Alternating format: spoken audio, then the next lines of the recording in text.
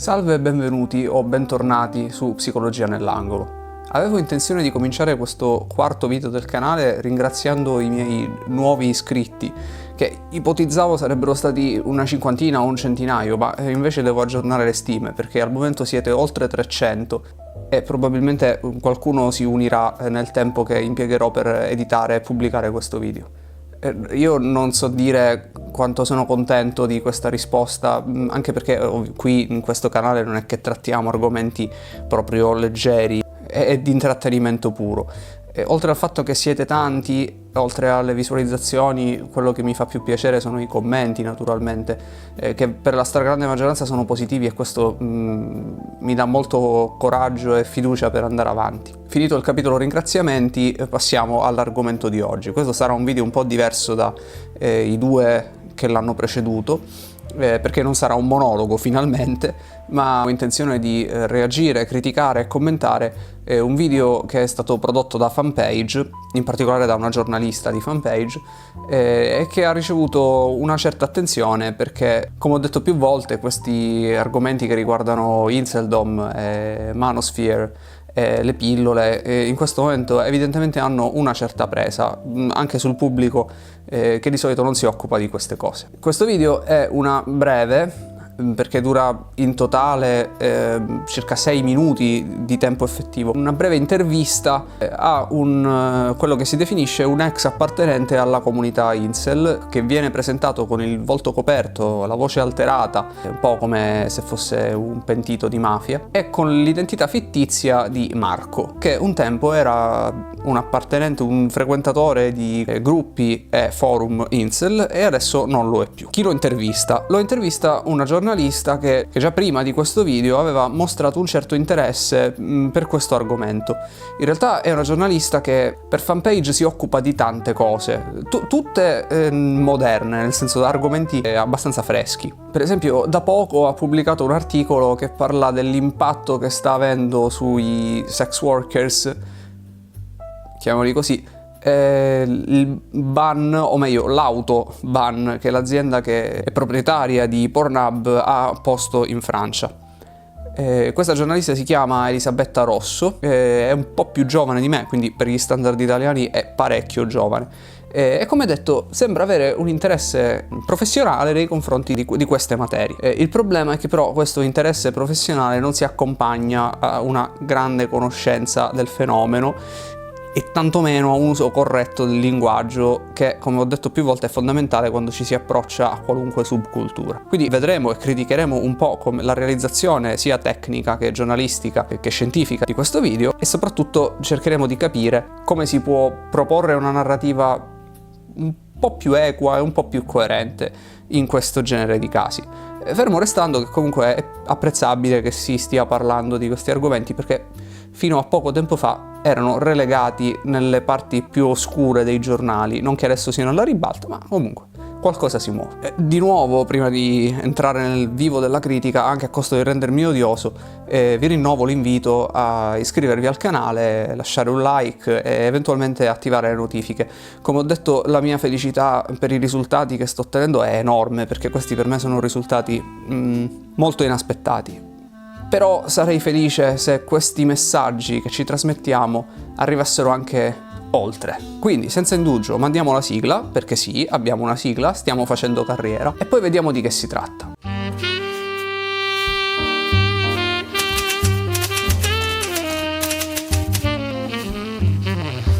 Allora, ancora prima di cominciare a guardare il video insieme, penso che sia utile fermarsi un momento e leggere la descrizione che la persona che l'ha pubblicato su YouTube, quindi immagino la giornalista stessa, ha fornito nell'info box di YouTube, e lo leggiamo insieme. Ho qui davanti a me la mia cartellina, mi perdonerete se non lo ricordo a memoria, ma insomma è un testo abbastanza lungo. Allora, per anni Marco ha fatto parte della comunità Incel, una sottocultura misogena che si mostra sui social con diverse identità. Si fanno chiamare anche Red Pill o Black Pill, parlano di relazioni, di odio verso le donne e le chiamano non persone. Ha accettato di parlare con noi per raccontarci tutto quello che ha visto in questi gruppi.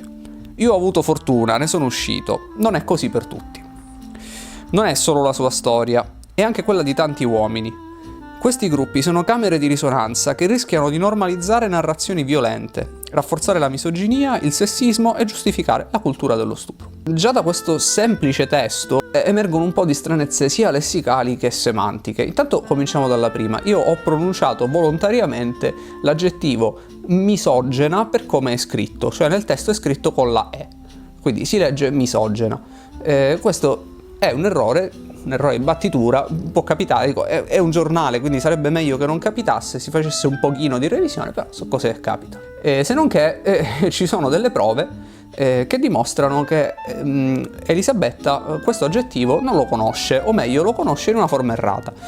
Qual è la prova? Nel video precedente, quello di cui ho usato un pezzetto anche quando ho cercato di definire meglio i termini, Elisabetta usa questo aggettivo alla forma plurale femminile e sentite come lo usa. Portano avanti tesi misogene e antifemministe. Come vedete i sottotitoli, cioè chi ha scritto i sottotitoli ha scritto giusto perché evidentemente conosce la parola o aveva il correttore automatico, insomma una delle due. Quindi possiamo dedurre che la giornalista che sta scrivendo un articolo sugli incel la cui caratteristica principale secondo lei è la misoginia, non sa come si scrive l'aggettivo misogino. Diciamo che per una testata di questo livello non è il massimo della vita come inizio. Ora, tralasciando la morfologia, un'altra cosa interessante è che lei dice che questa è una sottocultura che si mostra. Ma che vuol dire che una sottocultura si mostra?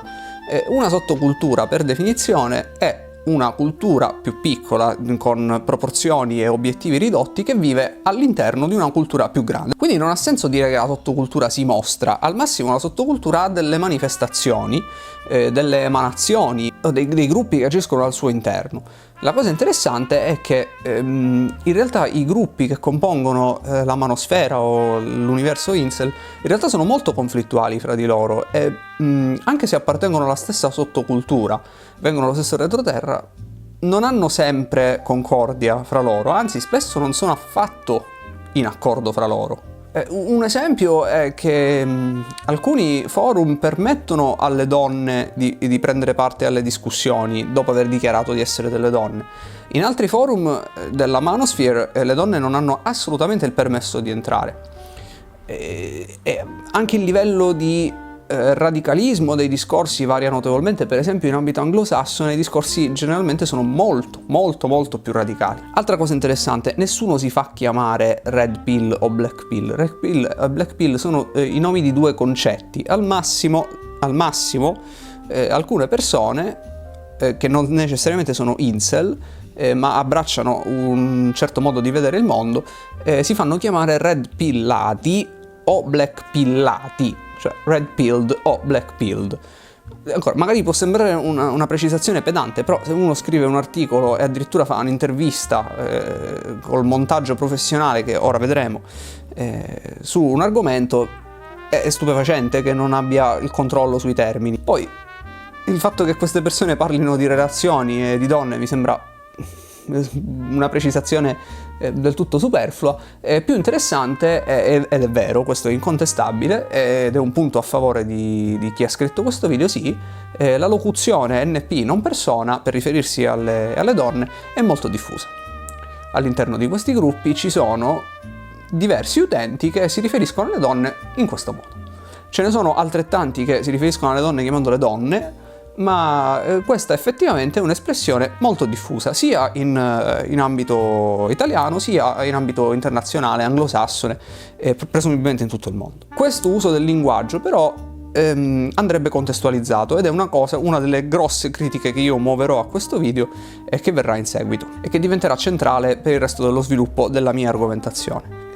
Poi Elisabetta ci dice che questo è un fenomeno che interessa tanti uomini. Quindi entriamo in un ambito numerico. Le stime non ce le ha nessuno, ma in linea di massima dire che tanti uomini hanno preso la pillola rossa o la pillola nera e sono in questa condizione, in questa visione del mondo, hanno abbracciato questa Weltanschauung, in realtà è fuorviante, perché la stragrande maggioranza degli uomini, compresi gli uomini rari, che si macchiano di violenze o di crimini ancora peggiori, in realtà non sono affatto red pillati, sono blu pillatissimi, sono quelli che verrebbero chiamati normi, sono delle persone che non hanno la minima idea di che cosa sia la red pill, tranne se non ne hanno un'idea ingenua, autosviluppata, senza avere poi mai avuto però un confronto con altri.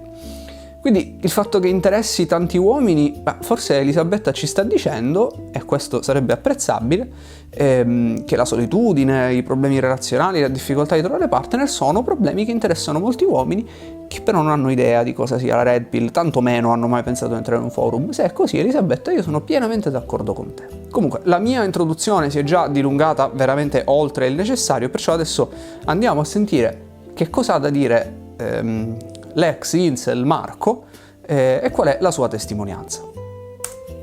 Dicevano che bastava guardarsi in giro per vedere che le donne ci schifavano. C'era anche chi parlava di campi di concentramento per le donne. Le donne guardano solo i soldi, che fanno tanto le morti di cazzo con gli uomini alti 2 metri e con la mascella squadrata.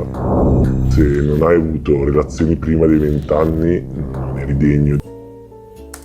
Che si può dire? È un video di 7 minuti e nonostante questa durata molto breve, chi l'ha montato ha preso un sacco di frasi fuori contesto, che poi vedremo come si inseriscono nel contesto vero.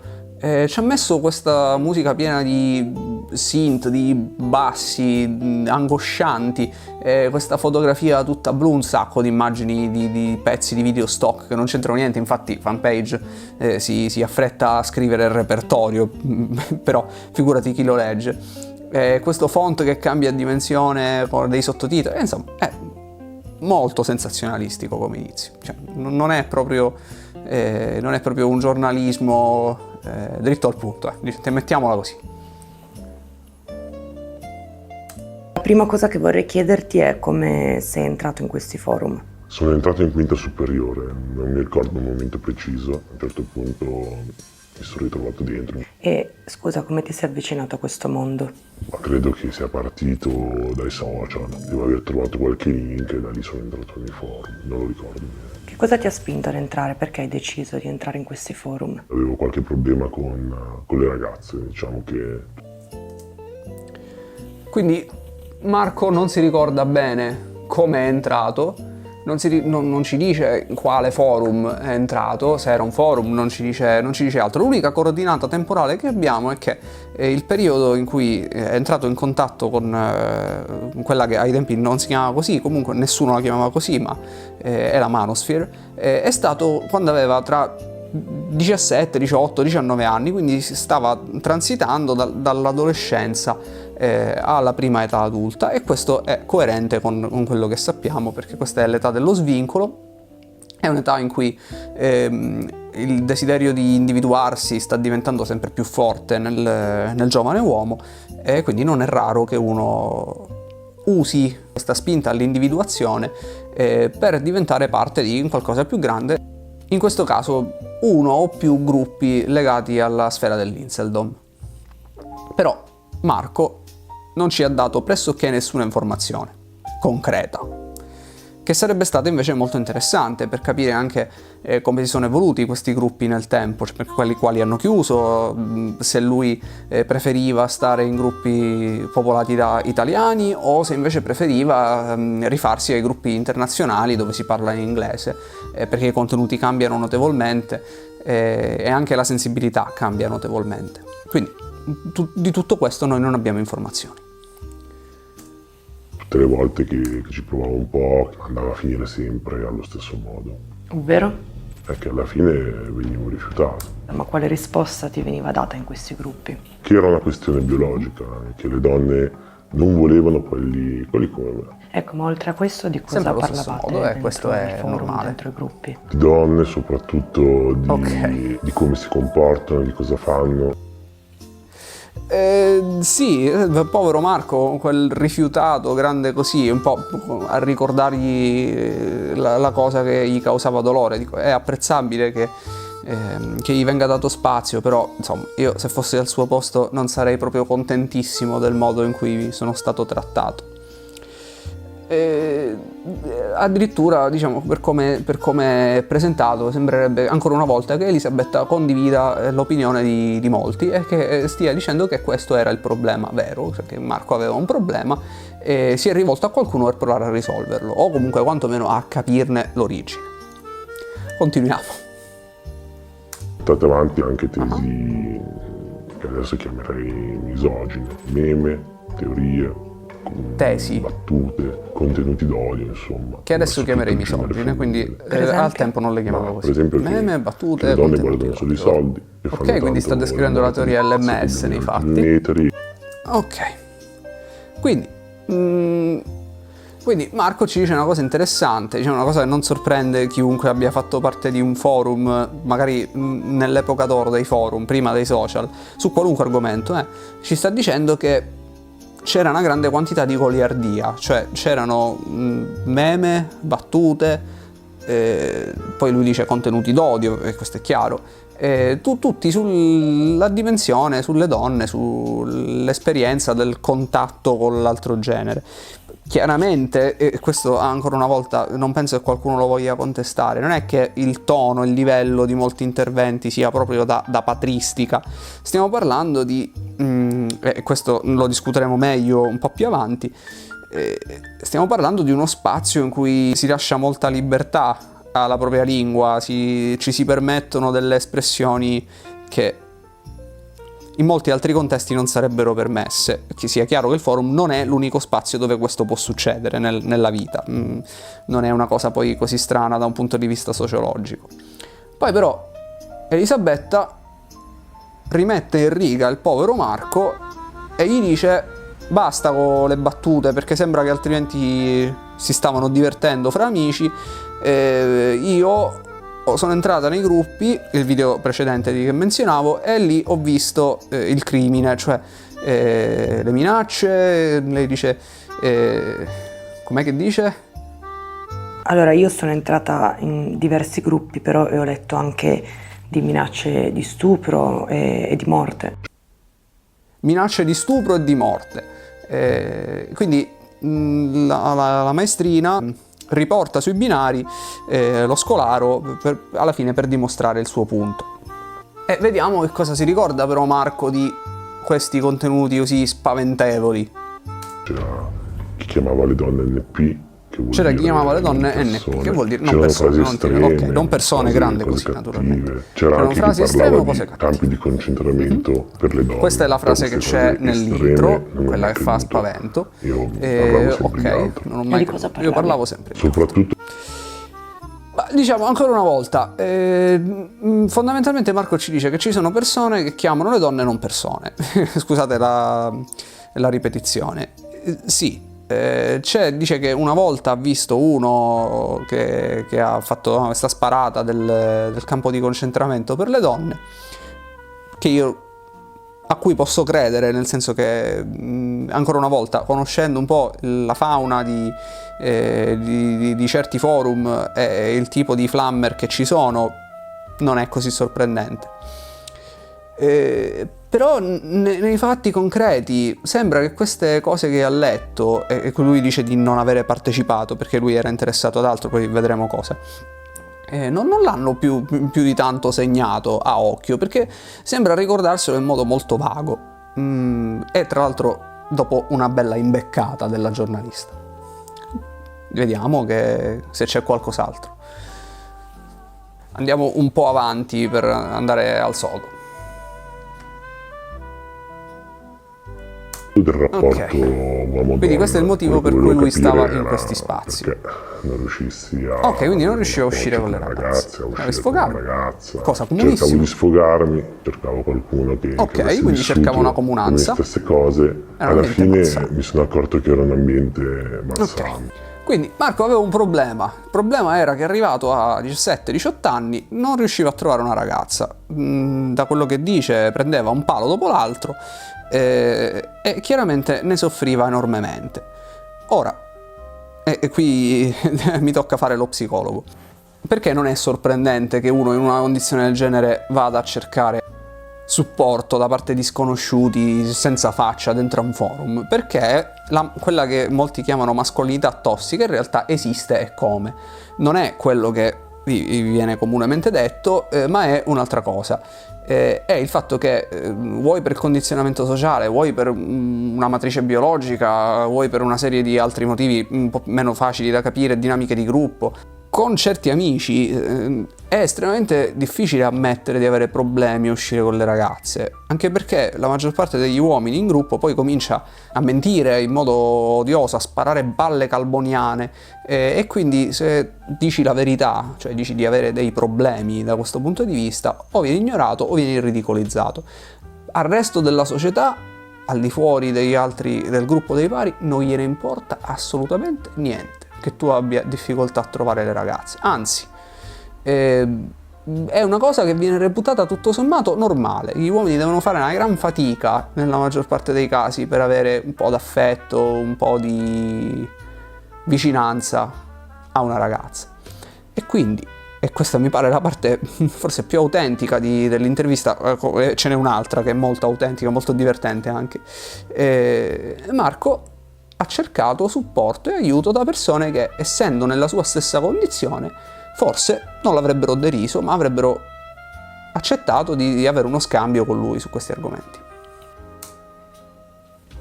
Ok. Estetico, nel senso, io non mi sono mai considerato né bello né brutto, però continuavo a leggere questi studi che venivano pubblicati per dimostrare che gli uomini... Ok, quindi Marco si descrive come una persona di estetica media, il che tra l'altro ci porta a un problema logico, perché se è vero quello che dice e lui è davvero di estetica media, allora questo dà forza alla teoria LMS, e quindi questo vuol dire che anche per gli uomini che non sono brutti è difficile trovare partner. O altrimenti può essere che Marco ha fatto una valutazione eccessiva di se stesso. Una delle due. Dal mio punto di vista ha pochissima importanza.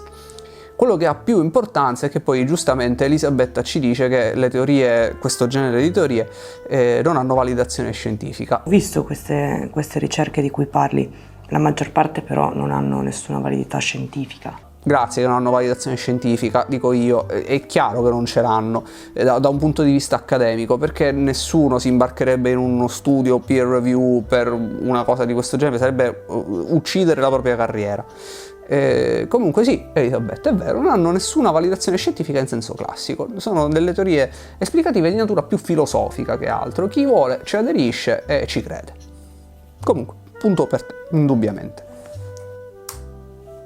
Sì, ci sono anche studi e teorie... però lui non si arrende, ok. Dell'investimento parentale. Sì, ma da quello che ho visto, anche se si tratta, diciamo, di teorie vere, vengono però interpretate nella maniera sbagliata. Sì, ok, sì, non lo so, magari c'erano delle cose vere. Ok, sì, quindi Marco evidentemente red pillato vero, anche portato nella redazione di fanpage, messo sulla seggiola, con la faccia oscurata, girato, non abbandona totalmente l'aderenza a certe teorie, e non l'abbandona perché, come avevo detto, lui aveva bisogno di una spiegazione di qualche tipo, e queste teorie sono comunque esplicative, anche se non hanno validità scientifica in senso tradizionale, come si diceva. Ora facciamo un salto in avanti, anche perché ho la sensazione che ci stiamo dilungando come al solito. Le provavo, ecco, vedevo un ragazzo con la mascella squadrata. Dicevo, vedi, questo è fidanzato. Quindi ti ha condizionato dal punto di vista personale, ma anche... Qui si parla di ragazzo con la mascella squadrata, è una semplificazione ed è anche un grande peccato che in questo punto la giornalista o l'intervistato, anche se l'intervistato da quello che vedo è che avesse grande libertà, poi non sappiamo neanche cosa hanno deciso di tagliare. Comunque ridurre Chad, la figura di Chad, che è assolutamente centrale nella mitologia e nella percezione del mondo dei red pillati, a quello con la mascella squadrata, è un abuso contro Chad. È tutto quello che significa, è tutto ormai veramente il ricchissimo retroterra che si è costruito attorno a questa figura, ed è un peccato, perché andare a spiegare che cos'è Chad e soprattutto perché Chad è Chad è fondamentale per capire un pezzo di questa filosofia, oltre al fatto che è anche molto divertente. Però non è il ragazzo con la mascella squadrata, bastasse questo per fare un Chad, ce ne sarebbero tanti di più in giro. Ci sono diverse comunità all'interno di questi gruppi, per esempio la Red Pill o la Black Pill. Ecco, tu quali hai frequentato? Ancora queste comunità. Allora, ancora Elisabetta, di nuovo.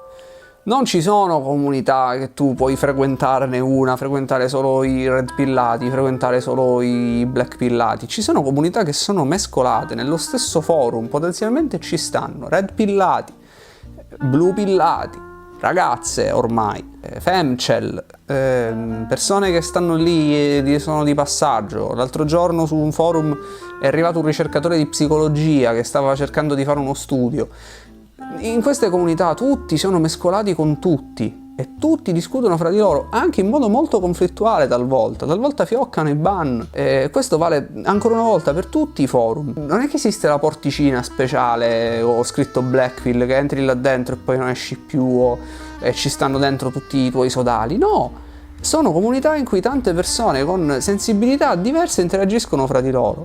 Ecco quale hai frequentato. Quale hai frequentato sarebbe una domanda interessante qualora ci si riferisse a chiedere a sto povero Cristo quale forum hai visto. O stavi su Reddit quando c'era il subreddit ai tempi, prima venisse bannato, o stavi su Telegram con individui super loschi che magari spammavano o i bot e questo genere di cose, le immagini quelle illegali che circolavano. Dico, capire questo sarebbe almeno fare un passo avanti verso la conoscenza, invece niente. Io mi arrabbio per queste cose, perché mi sembrano tutte occasioni perse. E giustamente, lo sentiamo da lui. Guarda, conosco entrambe. La filosofia Black Pill ha una visione biologico-determinista. Sei completamente fuori dal gioco, se hai un certo DNA. Sì, ok, questo è indiscutibile. Sì, chi è Black Pillato chiaramente ha un approccio molto totalmente deterministico all'esistenza, è totalmente biologistico. Se sei nato con quel set di caratteristiche, vivrai quella determinata vita e non c'è niente da fare. Altro saltello in avanti, andiamo a un punto che invece mi sembra che mi ha fatto... Ecco, questo è un altro punto che mi ha fatto arrabbiare tanto, perché la giornalista qui usa una parola che a me è molto cara, nel senso che la odio particolarmente, ma ne ho studiato molte accezioni e lei la usa in un contesto completamente sbagliato. Che scrivono sempre, che continuano a pubblicare le teorie scientifiche che ti dicevo prima. E loro sono i guru, giusto? Sono persone che portano sempre avanti queste teorie, dicevano che bastava guardarsi in giro per vedere che le donne ci schifavano. Ma allora, guru, questa parola ormai ha tutto un suo significato su internet, ma in realtà nelle comunità soprattutto i black pillati, da quello che sta dicendo, non ci sono guru. Se ci fossero i guru, o delle persone che volessero essere tali, ma sicuramente ci metterebbero la loro faccia, perché il guru per definizione ci mette la sua faccia dappertutto, anzi non fa altro che fare vedere la sua faccia e cerca di specula sulle debolezze altrui per ottenere un guadagno. Questi che lui definisce come guru sono invece gli utenti probabilmente più infognati di tutto il forum, quelli che stanno peggio. E quindi, siccome stanno peggio, hanno una necessità di placare la dissonanza cognitiva che sentono, tale per cui scrivono tantissimo, vanno avanti con le teorie, creano dei corollari alle teorie, ci lavorano e ci rimuginano continuamente. Quindi non sono i guru, è il contrario esatto. Ok. Messaggio che quindi mi ha sempre copiato e incollato. Diceva che se non hai avuto relazioni prima dei 20 anni non eri degno di vivere, vuol dire che la natura ti stava respingendo, non meritavi di continuare a vivere. Allora, come ho detto, questa che sta ripetendo è una copypasta. In questo caso lui si sta riferendo all'idea a quello che molti ripetono come è finita. Cioè l'idea che se uno ha quel set di caratteristiche non è che si deve ammazzare la sua vita, e quando si dice è finita non si riferisce all'esistenza biologica dell'individuo, ci si riferisce alle sue possibilità di avere una partner, perché ancora una volta c'è molto determinismo, e questo è innegabile. Però bisogna essere onesti, il determinismo in questo fatto delle relazioni non è che se tu sei sotto il 7 o se hai all'antica prima si diceva la mascella in questo modo, le ossa del cranio in questo modo, è finita nel senso che devi andare a cercare un ponte e buttartici. Semplicemente è finita nel senso che non avrai mai una ragazza.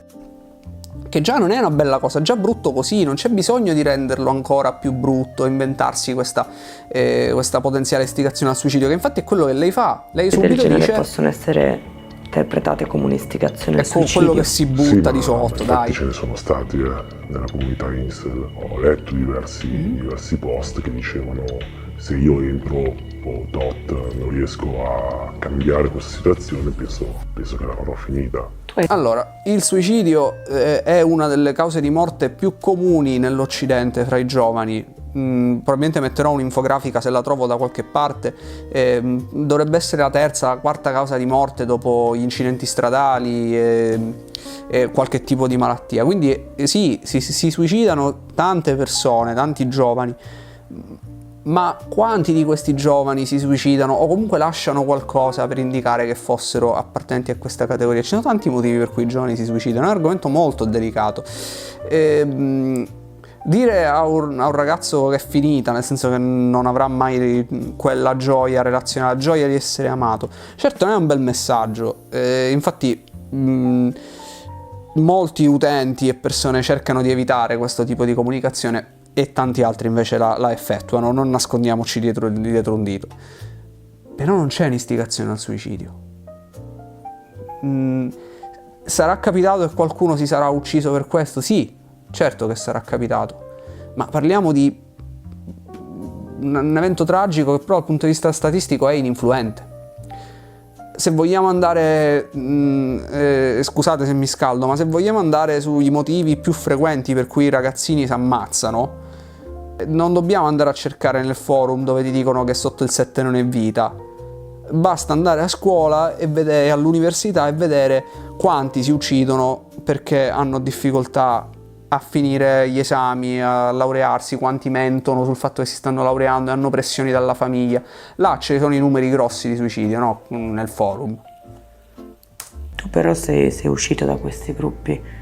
Cosa è successo? Sicuramente ho letto certi messaggi che capita anche a me. Veramente troppo. Ho iniziato a seguire anche altri canali che parlavano del tipo? rapporto fra uomo e donna. Ho deciso di cominciare un percorso di terapia. Credo anche di essere stato un po' onestà intellettuale. Non per tutti è così. E cosa consiglieresti ora a un ragazzo che adesso è dentro questi gruppi? La prima cosa da dire è che non si deve sentire strano. Ok, allora, quindi abbiamo che Marco se n'è andato da questi gruppi che non sappiamo quanti erano, quali erano, lo ripeto, ma non lo sappiamo, e un po' con grande onestà intellettuale, con grande sincerità dice di essere stato un po' fortunato, cosa che è, perché la fortuna ha un ruolo fondamentale in questo tipo di cose. Cos'altro ci dice? Ci dice che certi contenuti per lui erano troppo. È lecito, mi è venuto spontaneo dire talvolta lo sono anche per me quando io frequento questi spazi. Talvolta io leggo cose che non mi piacciono per niente, però cerco di metterla, come dirò tra poco, alle conclusioni, in un contesto. Però è lecito, se uno non se la sente più perché ci sta da cani già di per sé e poi legge certe cose e il carico diventa eccessivo, andarsene mi sembra una scelta più che lecita. Quello che io dubito è che ci sia bisogno di questa mascherata di voce alterata, come se poi qualcuno lo venisse a cercare per punirlo della sua defezione, cosa che mi sembra... Vabbè.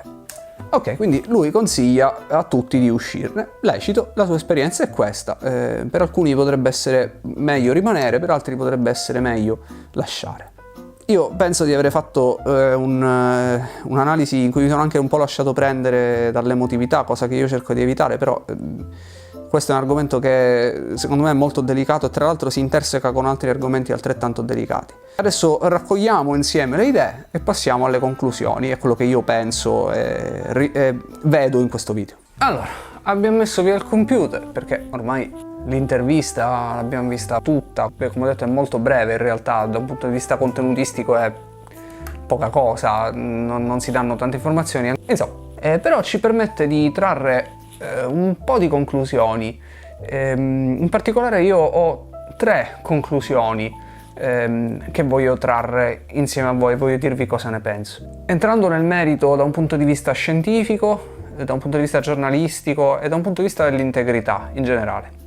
Il primo errore che secondo me inficia la qualità e la credibilità di questa intervista è quanta è scarna, quante poche informazioni noi abbiamo da un punto di vista proprio giornalistico, da un punto di vista fattuale. Io capisco che la si voleva tenere breve per motivi di fruibilità e perché ormai lo span di attenzione medio dell'utente è quello di uno scoiattolo. Hanno tutte le ragioni per tagliare corto, però si è tagliato così corto che si è arrivati al punto di non sapere dati fondamentali su questa persona e sulla sua storia di vita. Quindi non sappiamo dove è entrato in contatto con l'Inseldom, sappiamo quando, ma non sappiamo, come ho detto, in quali gruppi di fatto è entrato. Non sappiamo una cosa importantissima, non sappiamo se lui si è mai considerato o se si considera ancora da un punto di vista soggettivo un incel. Non sappiamo se da un punto di vista oggettivo è ancora un incel, oppure se invece questa terapia, di cui non sappiamo qual è stata l'estensione nel tempo, capisco che sono anche un po' fatti suoi, però quando si va a fare un'intervista, insomma, si dovrebbero dare e chiedere più informazioni, mentre qui di sostanza ce n'è poca. Cosa c'è invece della sostanza? C'è un sacco di richiamo all'emotività dello spettatore, quindi non alla sua cognizione. C'è, come ho detto all'inizio, questa musica, questi bassi synth, queste immagini che poi sono completamente a caso, che scorrono quando non c'è l'intervistato in primo piano, e un po' il vibe, una parola un po' troppo contemporanea, la sensazione che se ne trae è la stessa di quando io da ragazzino guardavo i programmi di Giacobbo, Voyager. Vieni Omar, attento che è stretto.